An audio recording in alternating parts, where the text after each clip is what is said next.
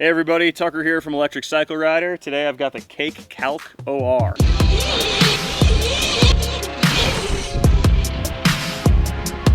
OR stands for off-road, and that's what I'm going to do today. It is a long-awaited test for me. I have had a brief ride on the Kalk and as well as the OR, but I rode them in the street at nighttime, so I got to test the power and the brakes and kind of the feel of the bike, but I didn't really get to ride it that much, and really excited to see how this bike performs off-road. So without further ado, I'll throw my gear on and go for a ride.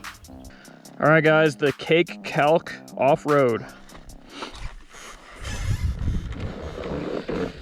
Okay, so the bike has this lanyard to obviously engage the bike to keep it running. It'll shut off when this gets pulled off. It's just magnetic. It's on the throttle side though, which, you know, when I'm twisting throttle, it seems like I'm afraid I'm going to pull it off. So I'm sure this is not what CAKE intended, but I'm just going to wrap it around the bars and turn it on there. So when that gets connected, you can see the lights come on here. You've got a temp gauge and your battery indicator there is 4 bars. 2 modes here, your ride mode and your brake mode. There's 1, 2, 3 for eco, trail, and like a sport or race would be number 3. And then the braking is freewheel, 2-stroke, and 4-stroke regen engine braking. So let's start out on the ride mode 3, which is the fast mode. I'll keep it in that 2-stroke engine braking. And it's kind of cool when you flip these, you can hear that, and you can actually feel it in the bike, which is, for some reason, kind of satisfying.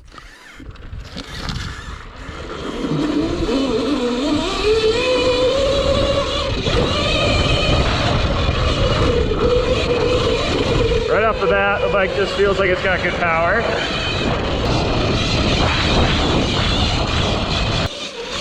Got good snap off the bottom. Probably due to that monstrous 82 rear sprocket. All right, let's get it off-road. Off the single track.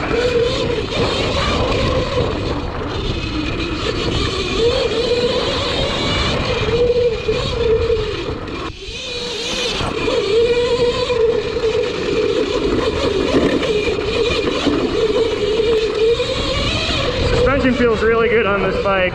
It's got the Ohlins suspension that was custom made for this bike. Man, that stuff's working really good. Bike feels like it's got really nice power.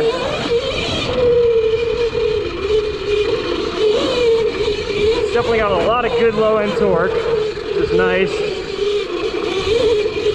Really good to snap out of corners. I'm really liking this number 3 power mode.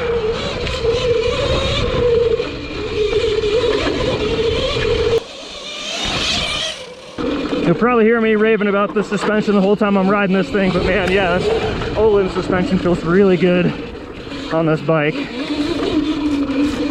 Probably out of all the bikes I've ridden out of the box, best suspension stock setup. Full factory, got my free ride working really, really well. But I can't say the same for when it was stock. This stock feels really good. Really dialed right out of the box.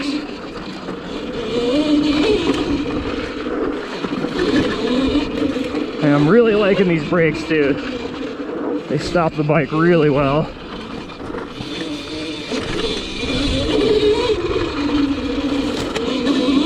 So 11 kilowatts is what the Kalk puts out. Not quite as much as the free ride, which has an 18 kilowatt output. And quite a bit more than the Surround, which has 6 kilowatts stock. So a good amount of power for a bike that weighs 100 150 some odd pounds. 154, I believe. Fit and finish on the bike feels really good. This feels really well built. Good materials. Craftsmanship feels really solid.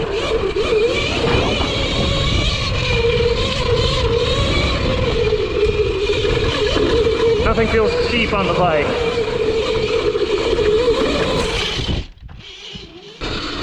Back out on the fire road here, I'm going to connect to the practice loop that I've got. So probably a good time to test these braking modes too. So I'll do some of that. I'm going to flip it over. I've been riding it in 2-stroke. I'm going to flip it up to 4-stroke. Yeah, that's noticeable.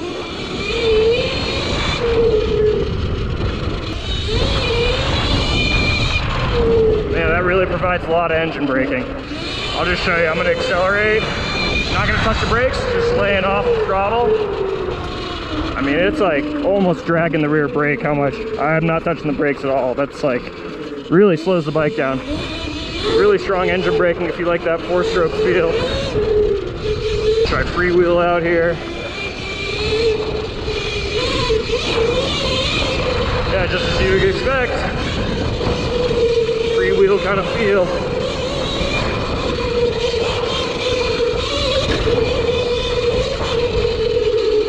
Yeah, interesting. I think out of all 3 modes, I like 2-stroke the best. I usually ride 2-stroke, so I think that'll be my favorite. I'm gonna stick in that now. Nice to have those options.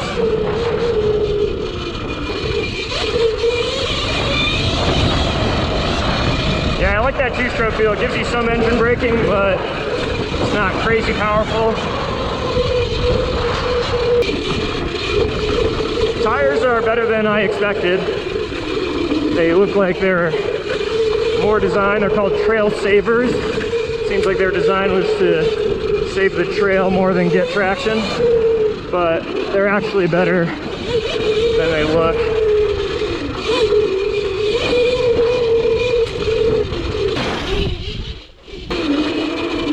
I'm having a lot of fun in this fast power mode. So I have a feeling I'm going to want to keep it in this, but just for some reference, let me switch this down to trail mode, which is the middle of the road power map.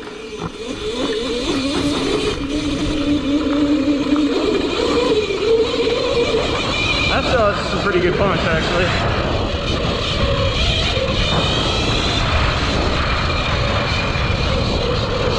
Feels really similar to the difference in power on the KTM Freeride EXC between map mode 3 and 2. Kind of a similar feel there. So still plenty enough power, you're probably getting more traction, not breaking the rear tires loose as much. All right, so just to try it, we'll do eco mode. We'll drop the power down to power mode 1, which is eco, see what that's like. Pretty subdued, pretty slow to ramp up as you'd expect. A moderate amount of power, so yeah, something good for beginners. Definitely doesn't hit as hard. That's what's great about these bikes with the 3 power modes though, because obviously everybody wants a different experience, everybody likes their bike to feel differently, and everybody's a different skill level. So to have these options, it's great. It allows this bike to be ridden by a very wide range of riders. So smart to have those 3 options, and they do pretty much exactly what you would expect them to do. Eco's nice and soft, probably not chewing up too much battery. Trail has a bit more snap, but not breaking the rear tire loose. And then the fast mode, that's all 11 kilowatts out of the bike.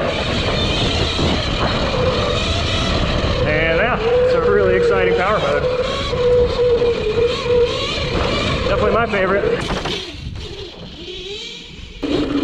I like the length of the seat, it allows you to get really up on front of the bike, into the corners and whatnot.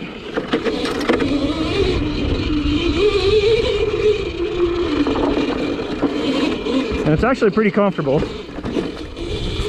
More comfortable than it looks. I like riding over the front of the bike, and yeah, this seat really allows me to get up on the front and the corners.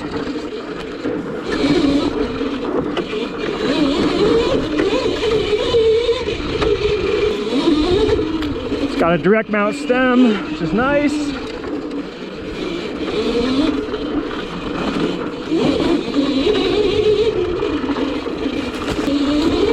And it does have a pretty tall seat height, so it rides relatively like a full-size dirt bike. It's definitely a lot bigger than a Sur-Ron, which is kind of hard to tell from the photos sometimes. But it's a bigger bike than it looks. It's a bigger bike than I thought it was before I saw it in person.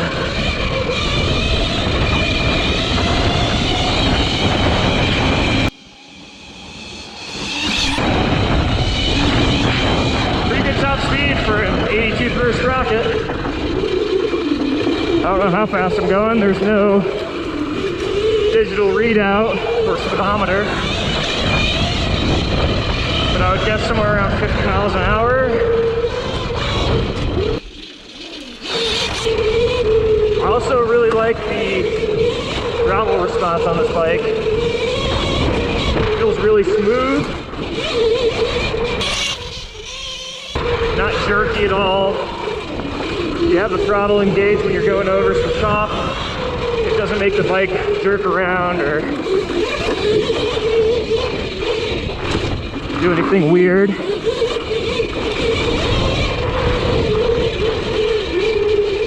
So nice smooth power delivery, good strong motor.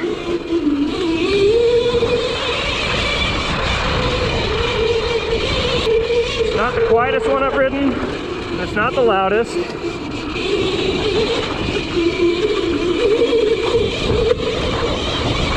Sounds about the same as the free ride, maybe a little bit quieter, a different pitch. Louder than the Sur-Ron, but more powerful. That's what happens when you get into these bikes with more power. They're just louder. So, some things that I'm not gelling with on the bike. The ergonomics feel pretty unusual to me. I'm really trying to put my finger on exactly what it is, but I think it's a mixture of a few things. The rider triangle on the bike is a bit different. The triangle is basically the distances between the bars and the foot pegs and the seat. And it feels kind of strange to me.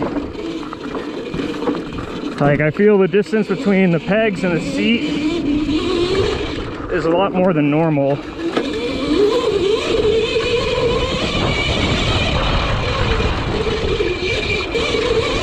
you got the seat up pretty high, and then the bars are really low.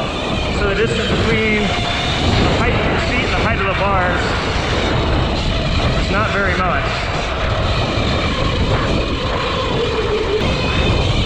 In off-road, that feels kind of weird. So really low bars, really high seat, and kind of low pegs. So a rider triangle is usually something that can be changed on the bike. I don't know what the options would be on this bike to mess around with that. Could try some higher bars, see how the bike reacts to that. Potentially, I'm not sure if these pegs are adjustable at all, but that might change things a little bit. In addition to that, the battery sits up really high on this bike, and it's not a small battery. So that's doing a couple things. Because the bike is relatively tall, or at least normal size for a full-size dirt bike, having all that weight up top in the seat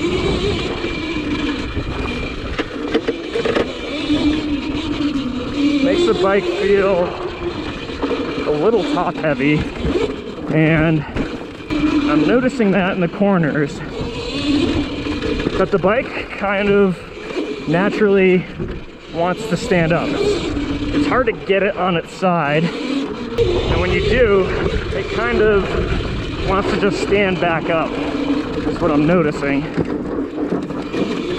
And I'm trying to adjust my riding style to compensate for that, but it's definitely noticeable. I feel when I do get up over the front of the bike, it does help keep the bike tracking in the corners. And the other thing with the battery being up so high like that is they've had to fit the seat around the battery being up that high. So the result of that is an unusually wide seat, which is taking some getting used to also. I do like the length of the seat because it allows you to move your body around on the bike really easily. But it being this wide, it does help a bit to squeeze the bike with your inner thighs. But it is a bit wider than normal.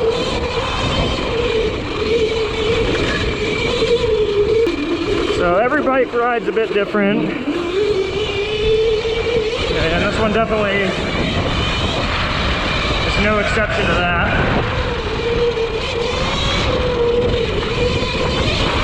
It takes a little bit to change your riding style, but I don't necessarily feel slow on this bike. And I mean, when you look at the bike, it shouldn't really come as any surprise. It's a very unique looking bike, and it's very untraditional. So the fact that it rides pretty untraditional is not a surprise to me. So the question, does the bike ride as good as it looks? In many respects, yeah, for sure. It's got awesome power, good power delivery, good throttle response, great suspension, great brakes, really well appointed. Construction feels really good. The only thing I'm not entirely sure of is the ergonomics of the bike, but that can possibly be changed and something I can possibly get used to. But in general, yeah, the bike ride's different, but it does ride really well. I go for a bit more length up front. It does have a 65-degree head tube angle, so pretty slack, I suppose, but I would go for a little bit more slack up front on this bike. Could be tires as well, but it seems like it knifes a little bit.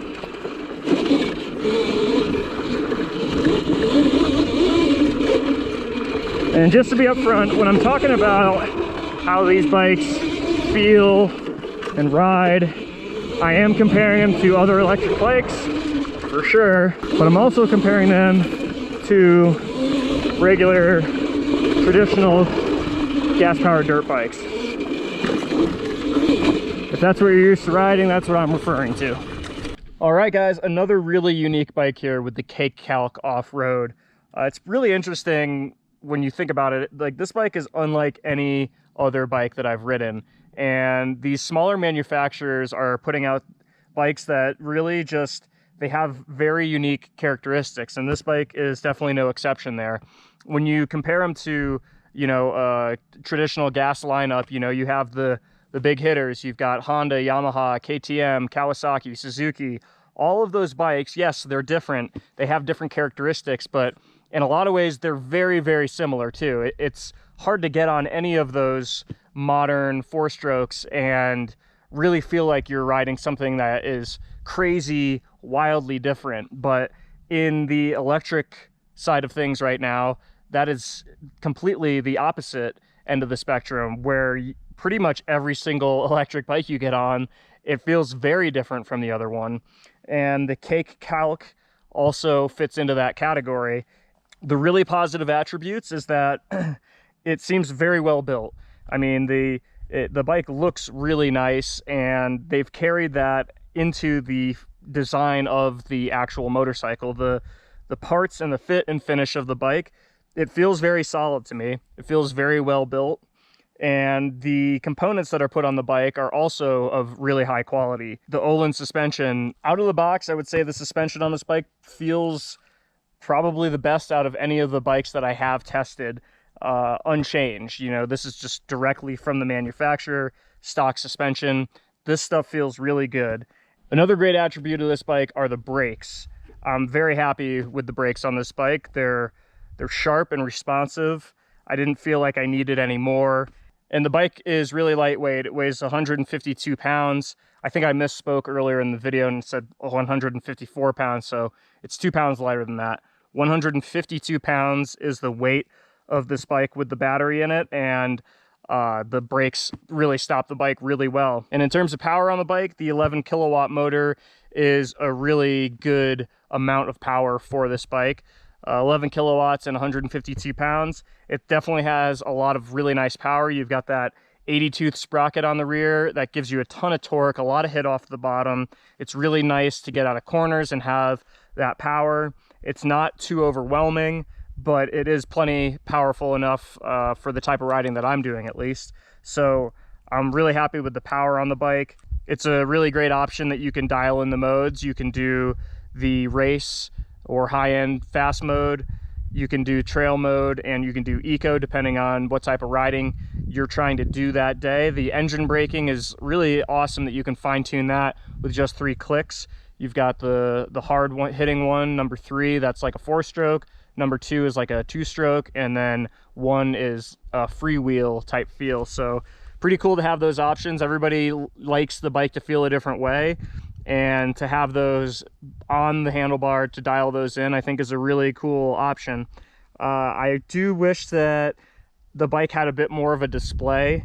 I'm not sure if you can link your phone up to this bike and check modes and things like that, but just having 4 battery lights, I mean, it just, to me, it's just not enough. I really would like to know more. I think the hardest part with these electric bikes is knowing when is it time to bring it back to the truck and when is the bike about to die. And I don't want to be guessing on that at all. I want to know really hard data to how long I've ridden and how long I need to get back. And so I wish I had a little bit more information on the battery gauges there. The tires on the bike, they're called Trail Savers, and I'm told that they were designed specifically for this bike. I think that they perform as good as a tire of this style should. I think that the tread pattern is not super aggressive, and that's noticeable when you're pushing it really hard in corners. It doesn't hook up as good as a traditional motocross style tire, but I do believe that they probably leave less of a footprint and probably have really good wear life to them. Really good rolling resistance. There's not big chunky knobs that are getting in the way, so probably a good option there. If it were me, I'd probably put a more aggressive tread pattern on the bike and see how it handles that. I think that that might help some of the handling issues that I was talking about. And more on that, I'm not sure how I feel about the ergonomics. It is unusual, would be one way to put it. It just doesn't feel like any bike I've ridden, but it's taken me a little bit of time. I've adapted my riding style to try to get used to it. I just think that the rider triangle, like I talked about, feels a little bit off. It just feels like the seat height in comparison to the foot pegs is a little too high, and then the bars in comparison to the seat height is a little too low. And the result that I'm feeling from that is almost like the same effect that you get when you're riding a horse. You know, you're in stirrups, so your feet are kind of low, and then you're kind of bent over the front, grabbing the reins. And that's almost the feeling that I get on the bike. The way that it is right now is that it feels a little low up front, a little high in the seat, and a little low on the pegs. Can that be changed? Possibly, yes. I know obviously you can at least put higher rise bars on here, and I'd be curious to see what that makes the bike feel like, but I wouldn't want to get them too high because I do like, it does feel like this bike needs to be ridden over the front. You do need to put your weight over the front to not have the front end push. And when you put your weight over the front of the bike, it's when the bike turns best. So to put on high bars, it might not be as easy to get your weight over the front of the bike. So might be trading one thing for another there if I put higher bars on there. So that's definitely something to think about a little bit more, something I'll consider testing out a little bit. The battery fits up real high in the bike, and that makes the seat pretty wide up top. It's not the end of the world. It is something that just took a little while to get used to. It wouldn't be my first choice. I wish it were a little more narrow, but the bigger problem that I'm having is just it seems like there's so much weight on the top part of the bike that when you get it into a corner, it kind of wants to just stand itself up, is the feeling that I'm getting. And that is kind of unfortunate. I'm not the engineer here. I'm sure there's plenty of reasons why the bike was designed this way. I think looks play a big part into it. It's a very unique looking bike, and I'm sure some of the decisions that were made in designing the bike had to do with the styling of the machine. And so maybe that's why the battery sits where it sits. But I would prefer it if it had a bit lower center of gravity. It just feels like a lot of weight is up high on the bike, and you can feel that when you're riding the bike. So it doesn't handle poorly, but it could handle a lot better. So those are some of my initial feelings on the bike, but overall I think it's really impressive. I'm not sure what CAKE's intentions were for this bike. I mean, maybe single track type riding like I'm doing was not their focus, and so that's understandable.